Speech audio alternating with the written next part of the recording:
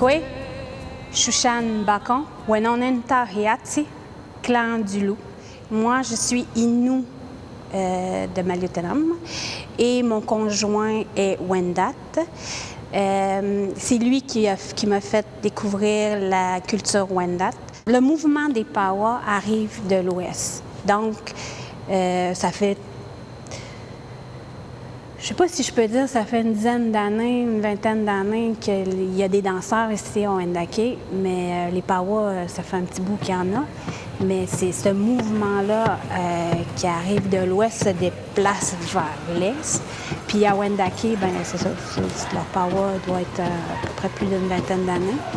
Faire une danse ou devenir danseur de Pawa, c'est très spirituel. C'est pas donné à tous. Souvent, le danseur rêve, avant même de devenir danseur, il rêve qu'il danse, qu'il porte un habit, puis qu'il pousse à aller se confectionner l'habit, ce qu'il a vu dans ses rêves. L'habit que les danseurs portent s'appelle la regalia. Il est préférable quand on aborde un danseur de ne pas dire « Ah, il est très joli ton costume ». C'est mieux de... parce que c'est un habit de cérémonie, en fait. C'est un habit cérémoniel, c'est un habit sacré. Lorsqu'on se prépare à un powwow, qu'on sait telle date on part, la préparation se fait déjà juste dans la purification de ma robe. Il y en a qui smudgent leurs habits avant de partir à la maison. C'est smudge avec la sauge. Moi, mon processus, c'est j'accroche ma robe à la pleine lune.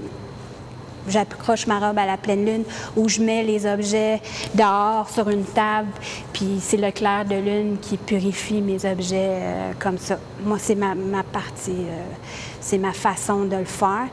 Mais avant de commencer à danser dans les powwows, tu sais, quand ils se mettent à « OK, là, on va débuter le powwow », là, c'est là que je me mets à nous smudger quand que notre habit est tout mis. Là. Mais énergétiquement, on se purifie, c'est ça, pour que nos énergies soient les plus positives que négatives, parce que le négatif nous amène plus dans la lourdeur. Le positif nous amène à bouger un peu plus, à avoir cette facilité-là à endurer physiquement. Parce que quand le tambour commence à sonner, au début des powwows, il y a une transe qui se fait. Ce que je n'avais jamais compris avec mes bébés. Parce que c'est mes enfants qui ont commencé à danser avant moi. Puis il y a c'est ça, quand je me suis mise à porter la robe, quand le drum commence à se faire entendre, il y a comme une envie, on devient comme des enfants, puis on veut bouger, on veut... Puis moi, ce que ça me dit, c'est que c'est là que la robe, pour moi, c'est une robe, la clochette, la robe se met en vie et Shushan s'efface, puis c'est la robe qui prend vie, dans le fond.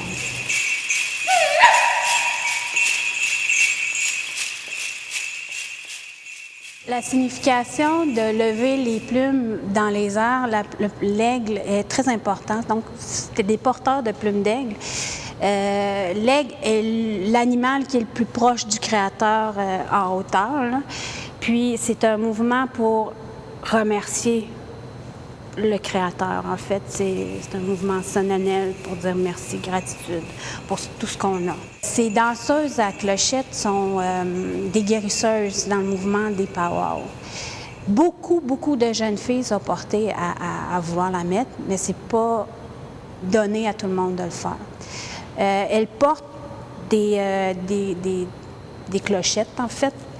C'est des bouts de métal. Anciennement, c'était des couvertes de cannes de tabac que les femmes utilisaient. Maintenant, ça s'achète dans une boutique d'artisanat facilement. Puis, ils demandent, dans le protocole, ils demandent 365 clochettes sur la robe, qui représentent 365 jours de l'année. Et si on suit le protocole, à chaque jour, on devrait mettre une prière dans chaque clochette. Donc, ça prendrait une année pour confectionner la robe. On a vu une autre femme, c'est une danseuse traditionnelle. Elle porte des franges. Donc, les danseuses traditionnelles sont près du sol. Dans leur manière de danser, des petits pas, toujours connectés à la terre-mère. Les franges, quand elles dansent, les franges caressent la terre-mère. Il y a une manière aussi de faire ce mouvement-là qui appartiennent à elle, parce que je ne suis pas une danseuse traditionnelle, mais je sais que ce mouvement-là sert à faire bouger les franges, les rubans pour caresser la terre-mère. C'est elle qui représente aussi la tradition des femmes. C'est plus traditionnel, plus... Puis si je peux revenir dans ce que je disais par rapport aux clochettes, les clochettes, quand il y a des cérémonies qui est demandées de guérison pour les danseuses à clochette, parce que ça se demande dans un pow-wow. Les femmes clochettes dansent, puis ils vont mettre les femmes traditionnelles autour des danseuses à clochette pour les protéger énergétiquement, si on peut dire, ou pour protéger la cérémonie. Puis on les voit, sont imposantes. Il y en a qui ont tout plein de perlages, ils sont assez imposants. Puis souvent, c'est nos aînés qui vont faire cette danse-là. Fait que traditionnellement, nous, on respecte nos aînés, donc on ne voudra pas trop dépasser la ligne quand nos aînés sont autour de la reine. Avec leur posture, avec leurs mouvements, c'est comme des boucliers. C'est comme une image de bouclier. Donc, c'est ça, ils ne sont pas très rapides non plus. C'est très, très lent. Ça représente... nos aînés ne marchent pas vite non plus. C'est toujours posé, leurs mouvements sont toujours posés. Tandis que la danseuse à la clochette qui sautille, elle, son but, c'est de faire bouger les clochettes parce que la clochette va guérir les gens. Donc, eux, leur mouvement, leur danse, c'est vraiment dans le but de faire bouger les clochettes et que les gens entendent les clochettes. Donc, si on revient à la femme traditionnelle, avec ses mouvements, ben c'est ça, elle va protéger. C'est dans la protection d'une cérémonie. Si on va chez les hommes, on avait 2 hommes dans la vidéo, si on va chez les hommes, c'est les hommes traditionnels. T'sais, on a la femme traditionnelle dans un bout de pow-wow, bon, on a les hommes traditionnels. Et eux représentent nos guerriers, les protecteurs de la tradition, les protecteurs de nos familles. Les hommes protègent la femme, protègent leurs femmes, les hommes protègent leurs enfants. Donc, dans leur danse, ça va souvent représenter ce guerrier, toujours en combat, à la chasse. Mon garçon, qui était le plus jeune, dans son mouvement à lui, lui, il aime bien tirer ses poids. Lui, c'est faire un mouvement de couteau, d'arme. Ça a l'air violent de même, mais il va à la chasse. Tandis qu'on avait Denis, qui est un peu plus... c'est un aîné, Denis. Donc, lui, il va avoir cette tendance-là à purifier. Quand on regarde ses mouvements, il va avoir la tendance à purifier la terre-mère, à envoyer des énergies aux gens qui l'entourent. Il va prendre soin de ce qui l'entoure, dans le fond. Là. Tandis que l'enfant est plus énergique. Il va à la chasse, ça bouge, il est dans l'action. Ce que j'ai vu dans la démonstration des danses, tous les danseurs avaient des plumes d'aigle. C'est ça qui est vraiment intéressant. C'est pas donné à tout le monde non plus. C'est pas donné à tous de porter des plumes d'aigle, d'avoir un fan de plumes d'aigle. On avait des danseurs qui avaient des fans de plumes d'aigle. Ils ont la plume... Dans les pow-wow, la plume d'aigle, tu dois le mériter, ta plume d'aigle. On ne peut pas acheter de plumes d'aigle. Fait que quand on en a des plumes d'aigle, c'est comme ça on avait une médaille. C'est que le Créateur nous a envoyé, nous donne la permission de l'avoir. Puis souvent, c'est un autre danseur qui va donner une plume d'aigle au danseur. C'est un cadeau que le danseur... Quand il se met à mettre des plumes, il ne l'a pas acheté. Là. Ce qu'on a vu dans les habits, c'était des porteurs de plumes d'aigle, donc ils ils ont mérité dans leur vie de le porter. Puis quand on vient danseur aussi, c'est une vie de sobriété.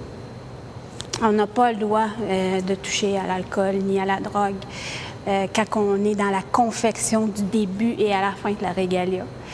Puis, durant la cérémonie des powwows, durant la fin de semaine, souvent ça se passe une fin de semaine du samedi midi à dimanche 5 heures, il nous est demandé d'être dans la sobriété. En fait, on n'a pas le droit de toucher à l'alcool ni à la drogue. Je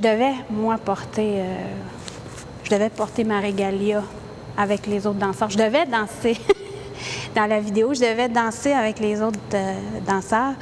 Puis, j'ai pas cette possibilité de le faire. C'est mon choix personnel de ne pas porter ma régalia parce que je suis une femme. Et les femmes ne doivent pas toucher à leurs objets sacrés lorsqu'elles sont dans leur lune. Donc, tout ce qui est plume d'aigle, tout ce qui est perlage, tout ce qui est... Même la robe à clochette est un objet pour la guérison. Donc, spirituellement, c'est une robe très, très puissante. Donc, quand on est dans ils disent que quand la femme est dans ses lunes, elle est dans un moment de purification. À chaque mois, la femme se purifie et elle est très forte. Elle aspire tout. Elle aspire toutes les énergies. Souvent même, elle va diminuer la force de l'homme. Tellement elle est forte. Elle peut amener l'homme à être moins fort. Fait que posez-vous la question, à un moment donné, si vous vous sentez plus faible, de faire une femme.